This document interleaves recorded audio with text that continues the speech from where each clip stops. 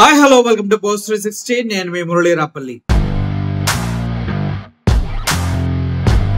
Posani Krishna Murali case గురించి మనందరికీ తెలుసు. అయితే పోసాని కృష్ణమురళికి అన్ని కేసుల్లో బెయిల్ దొరకడం జరిగింది. ఈ రోజు పోసాని కృష్ణమురళి గారు జైలు నుంచి రిలీజ్ అవబోతున్నారు. గత నెల 26వ తారీఖు అరెస్ట్ చేసినటువంటి పోసాని కృష్ణమురళి గారిని అనేక పోలీస్ స్టేషన్లో 17కు పైగా కేసులు పెట్టి తనని స్టేషన్ నుంచి స్టేషన్ కి పిల్లి ఇల్లు మార్చినట్టుగా మార్చి పోలీసులు ఏ విధంగా ఆయన్ని వేధించారో మనకి అందరికీ తెలిసిన విషయమే. అయితే ఇప్పుడు అన్ని కేసులో పోసాని కృష్ణమురళి గారికి బెయిల్ లభించడం జరిగింది. అయితే ఈ రోజు జైలు నుంచి పోసాని కృష్ణమురళి గారు రిలీజ్ అవబోతున్నారు. కానీ రిలీజ్ అవబోతున్నటువంటి పోసాని కృష్ణమురళి గారు ఒక అద్భుతమైన స్టేట్మెంట్ ప్రజలకి ఇవ్వబోతూ ఉన్నారంట.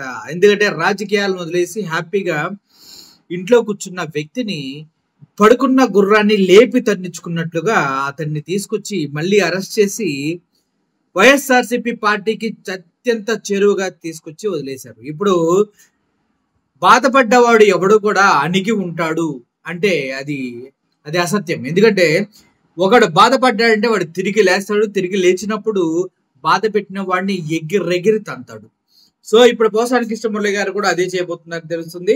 తను ఎవరైతే అనుచితమైన వ్యాఖ్యలతోటి లేనిపోయిన కేసులు పెట్టి హింసించారో ఆ పార్టీకి సంబంధించిన నాయకుల్ని, ఆ పార్టీకి సంబంధించినటువంటి సంబంధిత అధికారులు మొత్తం పైన తను తిరగబడే అవకాశం పూర్తి స్థాయిలో ఉన్నట్టు తెలుస్తుంది. అంతేకాదు ఇప్పుడు వైఎస్ఆర్సీపీ పార్టీలో మళ్ళీ తిరిగి జాయిన్ అవబోతున్నారు పోసాని కృష్ణమురళి గారు అంటూ వార్తలు వస్తున్నాయి.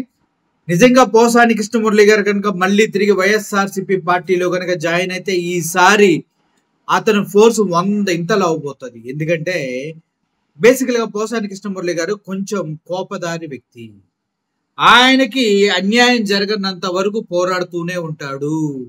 ఒక్కసారి అన్యాయం జరిగిందా దానిపైన విరుచుకుపడతాడు.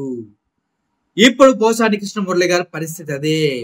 కక్షపూరితంగా ఎప్పుడో జరిగిన దానికి ఇప్పుడు కేసులు పెట్టి పోసాని కృష్ణమురళి గారిని ఇంత దారుణంగా వాళ్ళ కుటుంబాన్ని అందరినీ హింసించి హింసించి హింసించి హింసించి బాధపెట్టి ఆయన్ని రాటు తేలేలా చేశారు. కాబట్టి జగన్మోహన్ రెడ్డి అండ్ పార్టీ పోసాని కృష్ణమురళి గారికి అండగా ఉండి వెన్నుదన్నుగా ఉండి పోరాడి బయటకు తీసుకొస్తున్నారు. కాబట్టి రాబోయే రోజుల్లో పోసాని కృష్ణమురళి గారు వైఎస్ఆర్సీపీ పార్టీకి చెయ్యబోయే సేవ అంతా ఇంత కాదు. అంతేకాదు ఎవరైతే తనని ఇలా చేశారో వాళ్ళందరిపైన కూడా జగన్ 2.0లో ఖచ్చితంగా ప్రతీకారం అనేది ఉంటుందంటూ చెప్తూ ఉన్నారు. సో ఓవరాల్ గా ఒక విషయం చెప్పాలంటే పోసాని కృష్ణమురళి గారు నిజంగా అన్నింటిని వదిలేసి వెళ్ళిపోయిన వ్యక్తిని తీసుకొచ్చి ఎవడ కర్మకు ఎవడ బాధ్యుడు అనే విధంగా వాళ్ళ కర్మకు వాళ్ళే బాధ్యులయ్యారు.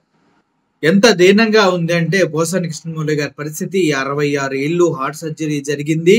ఆయన్ని రాత్రులు నిద్ర లేకుండా, తిప్పిన స్టేషన్ తిప్పకుండా, అడిగిన ప్రశ్న అడగకుండా, పెట్టిన జైల్లో పెట్టకుండా దారుణాతి దారుణంగా హింసించారు. దీన్ని మనం సహించొచ్చేమో కానీ పోసాని కృష్ణమురళి లాంటి వ్యక్తి సహిస్తారా అంటే అది మీ కల మాత్రమే. గ్యారంటీగా పోసాని కృష్ణమురళి గారు ప్రతి దానికి లెక్క, డబల్ వడ్డీ, బారు వడ్డీ అన్ని వడ్డీలు కలిపి ఇవ్వబోతున్నారని తెలుస్తుంది. Be careful everyone who are involved in this false case and allegations అనేసి వార్నింగ్ ఇస్తున్నారు. సో ఓవరాల్ గా మీరేమనుకుంటున్నారు? పోసాని కృష్ణమురళి గారు రాజకీయాలకి అన్నిటికీ స్వస్తి చెప్పి వెళ్ళిపోయిన తర్వాత కూడా ఇలా దారుణంగా హింసించడం కరెక్టా? ఇప్పుడు బయటకు వచ్చిన తర్వాత మళ్ళీ పోసాని కృష్ణమురళి గారు వారిపైన ప్రతి దాడి చేయకుండా ఉంటారా? ఈ విషయాలపైన కామెంట్ చేయండి. Thank you for watching this video. Murali signing off. Thank you so much.